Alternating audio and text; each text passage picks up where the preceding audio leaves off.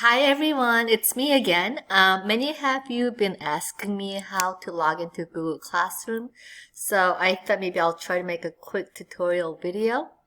If you go to Tustin website by typing in www.tustin.k12.caus, and then you click on Distance Learning,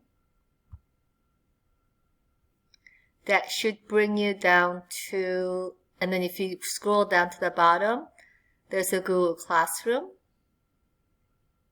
Click on that. Continue with Classroom.